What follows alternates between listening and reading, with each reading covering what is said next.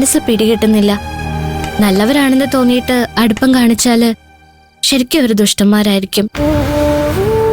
എന്റെ നാട്ടിലുള്ളവരൊന്നും മനസ്സിൽ എത്ര ദേഷ്യം ഉണ്ടെങ്കിലും ദുഷ്ടത്തരൊന്നും കാണിക്കില്ല.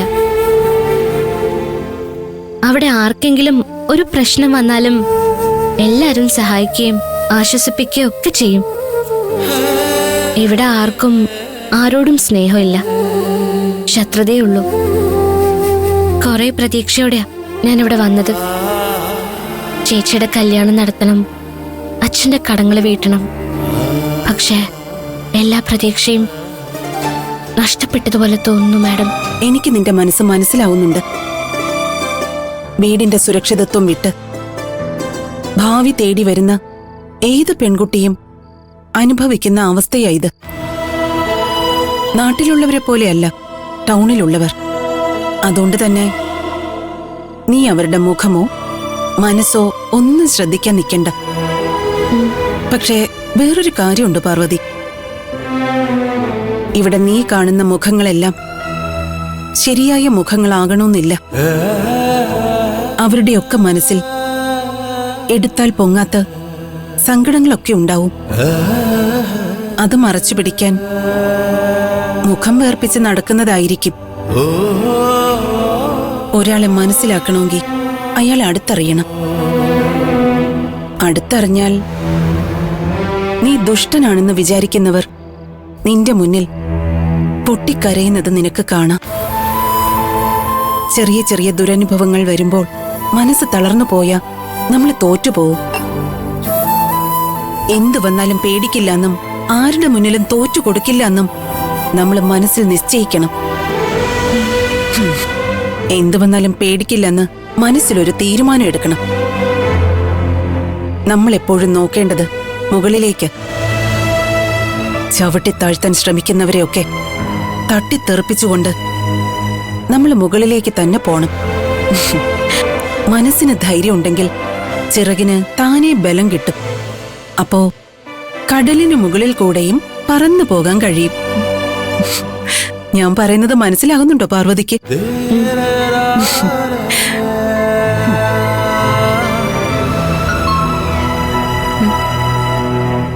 ആരുടെ മെസ്സേജാടാ? കൈലാസിന്റെ ആണോ? ദേ, അവന്റെ പേരെന്നോട് പറഞ്ഞു പോരുത്. എന്തുപറ്റി? പറയടി, എന്താ പറ്റിയേ? ഞാൻ ഇത്ര ഇംപ്രസ് ചെയ്യാൻ ശ്രമിച്ചിട്ടും അവൻ എന്നെ മൈൻഡ് പോലും ചെയ്യുന്നില്ല.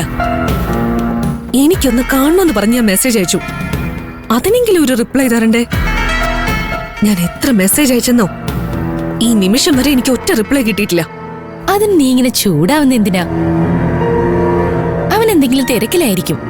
നിന്റെ മെസ്സേജ് അവൻ കണ്ടിട്ടുണ്ടാവില്ല. കണ്ട ഉറപ്പായിട്ടും നിന്നെ അവൻ വിളിക്കും.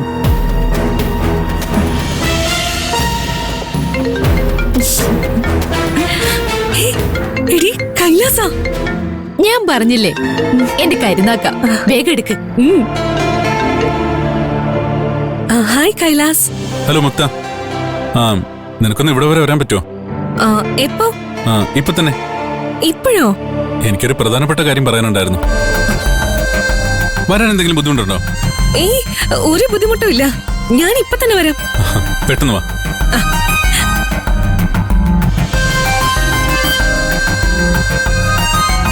എന്താ അവൻ പറഞ്ഞേ? എന്നോടേ എത്രയും പെട്ടെന്ന് അവന്റെ വീട്ടിലോട്ട് ചെല്ലാൻ. എന്നോട് അവൻ എന്തോ പ്രധാനപ്പെട്ട കാര്യം പറയാനുണ്ടത്രേ. വിഷയം അത് തന്നെ. സമയം കളയണ്ട, പെട്ടെന്ന് ചെല്ല്.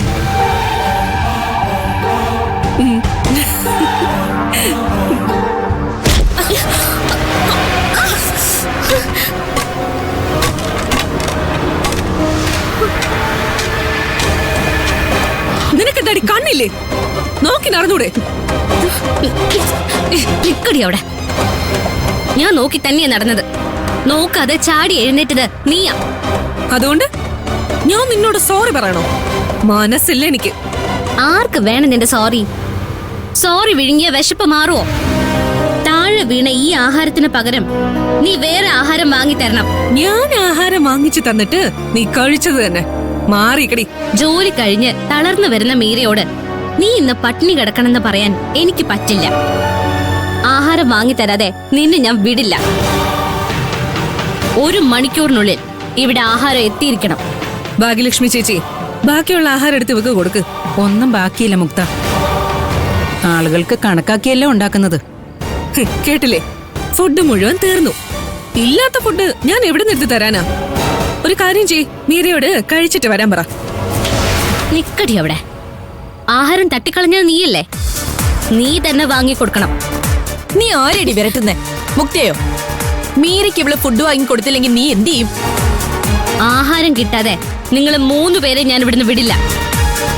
എനിക്ക് എന്ത് ചെയ്യാൻ കഴിയുന്നത് ഞാൻ കാണിച്ചു തരാം. ഞാൻ ഇപ്പൊ തന്നെ മാഡത്തിനോട് പറയും. എന്നെ പോയി പറയടി. പറയും. പറഞ്ഞ എന്ത് ചെയ്യും നീ? നീ ആരെയും തള്ളുന്നേ?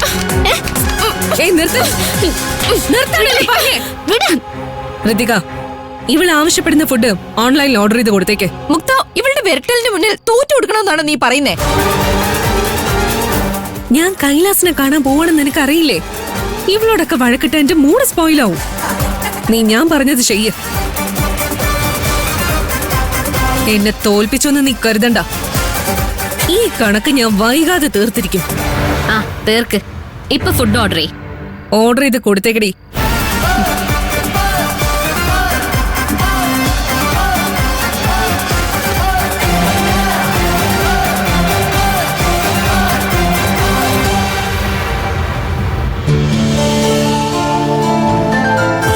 ഹായ്.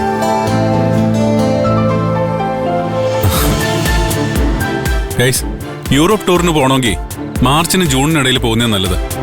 അല്ലെങ്കിൽ പിന്നെ സെപ്റ്റംബറിനും നവംബറിനും ഇടയിൽ പോകണം. എപ്പോഴാ പോകേണ്ടതെന്ന് നിങ്ങൾ തന്നെ തീരുമാനിക്കുക.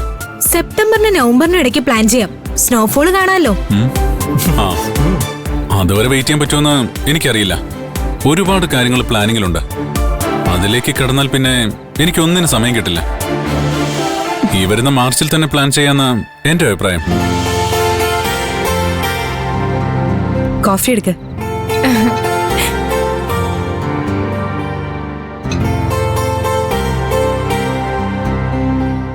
അടുത്ത ടൂർ പ്ലാൻ ചെയ്യായിരിക്കും അല്ലേ? എങ്ങോട്ടേക്കാ? യൂറോപ്പിലേക്ക് എന്തി? ബിസിനസ് നോക്കി നടത്താൻ പറഞ്ഞാലേ കേൾക്കില്ല. ലോകം മുഴുവൻ കറങ്ങി നടക്കണ്ടേ? ഇപ്പൊ തന്നെ തായ്ലൻഡ് പോയി വന്നതല്ലേ ഉള്ളൂ. അപ്പോഴേക്കും ദേ അടുത്ത ടൂർ പ്ലാൻ ചെയ്യാൻ തുടങ്ങി.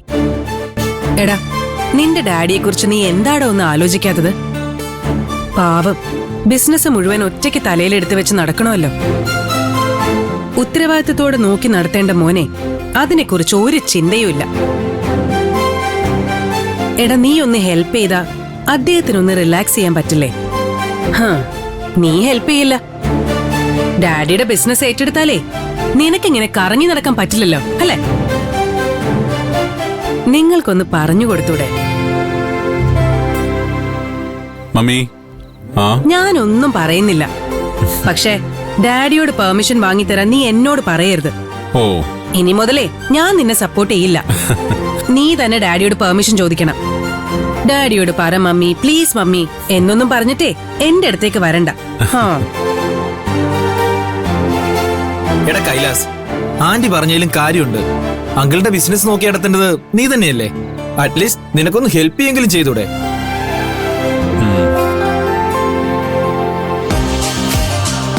മുക്ത, കൈലാസ് വിളിച്ചിട്ടാണ് നീ ഈ വീട്ടിലേക്ക് വരുന്നത്.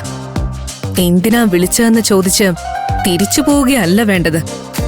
ഈ വീട്ടിൽ സ്ഥിരതാമസമാക്കാനുള്ള വഴികൾ നീ കണ്ടുപിടിക്കണം. ഇത് നിനക്ക് കിട്ടിയ ചാൻസാ.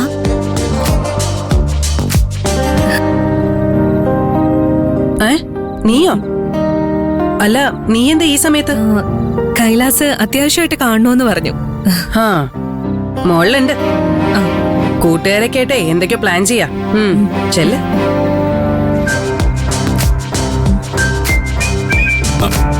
ഹേയ് മുക്ത, കം കം. അപ്പൊ ഗൈസ്, നമുക്ക് ടൂറിനെ പറ്റി പിന്നെ സംസാരിക്കാം. പിന്നെ കാണാം. മുക്ത വന്നപ്പോ ഞങ്ങൾ ഔട്ടായില്ലേ? ശരി എന്നാ. ബൈ. കൈലാസ്, എന്നെ ശരിക്കും ഒന്ന് നോക്കിക്കേ. എന്തെങ്കിലും തോന്നുന്നുണ്ടോ? എന്തോന്ന്? How do I look? Super. ഈ ഡ്രസ് നിനക്ക് നന്നായി ചേരുന്നുണ്ട്. ഇത് കഴിഞ്ഞ തവണ നീ ദുബായ് പോയിട്ട് വന്നപ്പോ എനിക്ക് ഗിഫ്റ്റ് ആയിട്ട് കൊണ്ടുവന്നതാ. ഓ, റിയലി? നൈസ്. Thank you